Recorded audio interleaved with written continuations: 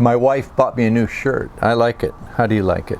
All right, I was trying to think up a headline that would get my point across without making me run afoul of the community guidelines. So this was it.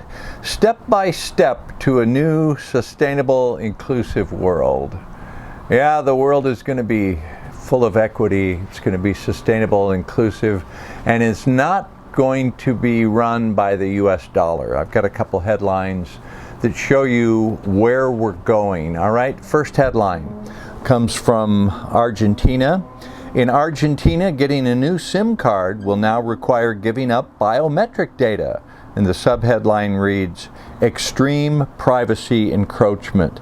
This order came down from the National Communications Authority in Argentina, and it applies to all mobile carriers.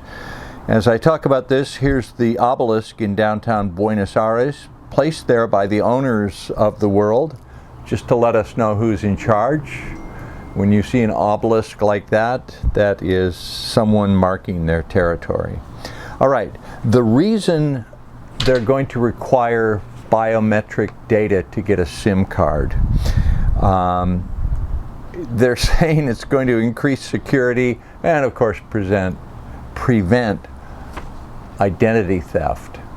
So, problem, reaction, solution. Oh man, it's just insecure having your SIM card under an anonymous name, and people can steal your identity. So we're going to require you to have a digital ID with a biometric authenticator in order to use your smartphone. Now, this is just one step down the road to the new digital identity and the new lack of anonymity.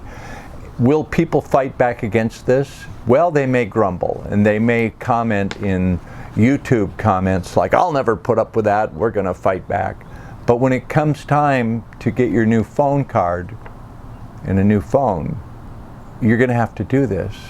Okay, just don't use your phone. Well, then how do you do your banking? How do you do any number of facets of everyday modern life without a phone? You need a SIM card in a phone. So they're just walking you right down the path to the new sustainable and inclusive world. I'll call it that. Here's another headline. Brazil, Argentina to discuss common currency. The stage is set for a discussion on a single currency for South America's two largest economies. Both nations say a single currency would reduce external vulnerabilities. Brazilian President Luiz Inácio Lula da Silva, he just won election there in Brazil. Brazil took a sharp left turn in this election. We had Bolsonaro, who was a nationalist. He's been pretty much run out of the country. The election, of course, was completely fair. It was just like the American elections. Nothing to see here.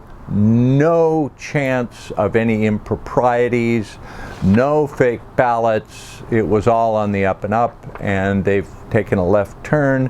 The new President Lulu is best buddies with one of the top leaders in the Chinese Communist Party. So we see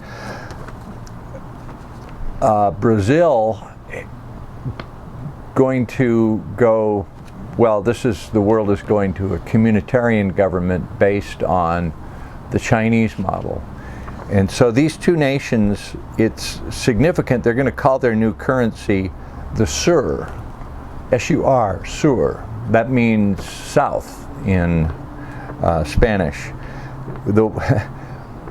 It would be better if they agreed to have a common currency, and that was Bitcoin. That would really be something like El Salvador. That'll be coming, but for now, they're basically telling the US dollar, hey, gringos, we don't want your stinking, worthless, fake money debt. We're going to use our own currency and buddy up with China. So that's where the world is going, step by step towards a digital identity and step by step toward regionalism that will morph into a world communitarian government. Okay, so much good news for one day. Can you handle it? Let me tell you something good.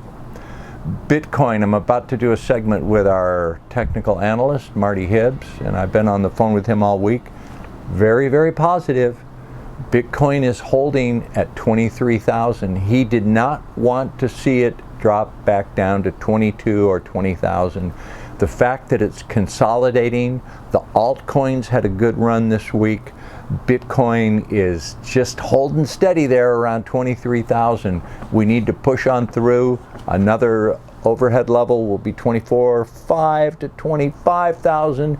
If we can push through that, then the next goal will be 30,000, and then we're off to the races. So hang in there. Wouldn't it be better if Argentina and Brazil had said, we're going to use a common currency and it's Bitcoin? Someday.